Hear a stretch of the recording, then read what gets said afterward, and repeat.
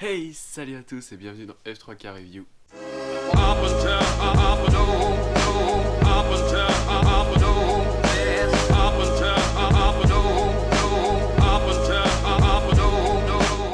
Alors aujourd'hui, je pense que vous avez vu le titre, c'est pourquoi les F3K sont-ils aussi chers? Tout d'abord, je vais traiter un petit peu d'autre chose. C'est pourquoi j'ai pas fait beaucoup de vidéos la semaine dernière alors que je vous avais dit que j'en ferais un peu plus. C'est parce que la semaine dernière, jeudi dernier plus précisément, c'était mon anniversaire, j'ai fêté mes 20 ans. Donc du coup j'ai pas pu trop faire des vidéos, j'étais en famille, etc. C'était un peu compliqué. Donc voilà, ensuite j'ai enchaîné sur le week-end, j'avais un concours d'agility ce week-end, où j'ai plutôt bien tourné en plus, donc voilà. Donc là, on est mardi. Hier, j'ai pas eu trop l'envie de faire des vidéos, j'étais un peu crevé. Donc du coup, je fais le coup de gueule du lundi. Aujourd'hui, on est mardi. Et voilà. Maintenant, on va traiter le sujet. Donc, pourquoi les F3K sont-ils aussi chers? Alors déjà, il faut que vous sachiez que tous les modèles d'aujourd'hui sont faits dans des moules en aluminium.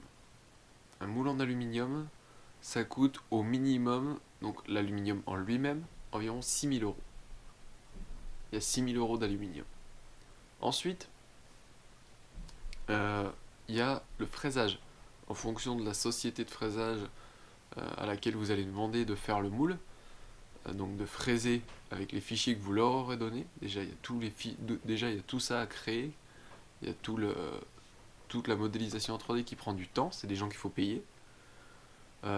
Ensuite, une fois que ces gens ont envoyé les plans à l'usine d'usinage de moule, eux, ils vont usiner le moule. Une heure d'usinage par CNC, ça coûte assez cher. Et ça prend beaucoup de temps de fraiser un moule parce que c'est déjà en gros. Après, ils affinent en mettant un plus petit pas, un plus petit forêt, etc. Enfin, une plus petite fraise, etc.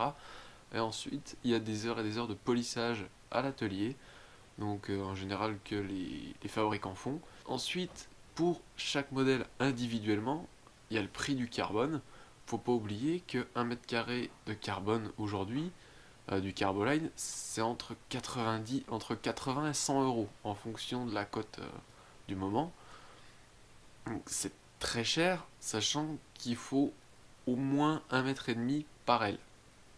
Alors vous allez vous dire, ouais, c'est bon, putain, il y a 150 euros de carbone et moi je le paye 400. Oui, alors après il y a la résine, il y a le gel coat, il y a le clear coat, il y a la peinture, et il y a les noyaux en Roacel, il y a le fraisage du Roacel qui prend du temps, qui use la machine, il y a la découpe des tissus, etc. Il ne faut pas oublier qu'il y a tous les gens qui sont derrière pour fabriquer ces planeurs, et c'est principalement eux qu'il faut payer. C'est pour ça qu'on ne paye pas le prix uniquement des matériaux, du planeur brut, mais on paye aussi le moule, on paye les amortissements, etc. Il faut bien que les gens, ils en vivent de ça. Donc c'est pour ça que les planeurs sont aussi chers.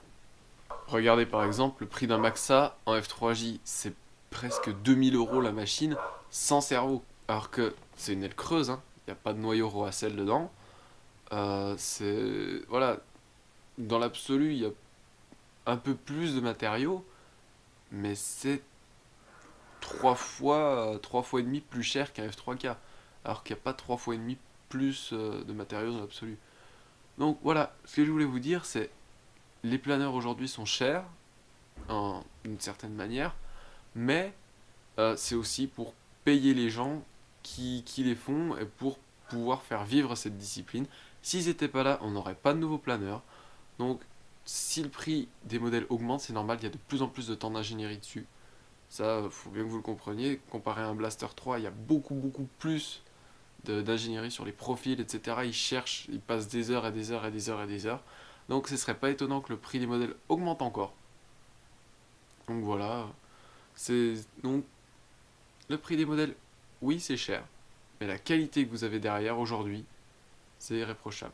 Donc voilà, c'était mon coup de gueule du lundi. Si vous avez aimé, n'hésitez pas, mettez un like. N'oubliez pas de vous abonner si vous ne l'êtes pas déjà, et de regarder la dernière vidéo mise en ligne. Merci de m'avoir suivi, merci d'être toujours de plus en plus nombreux. A très bientôt, ciao.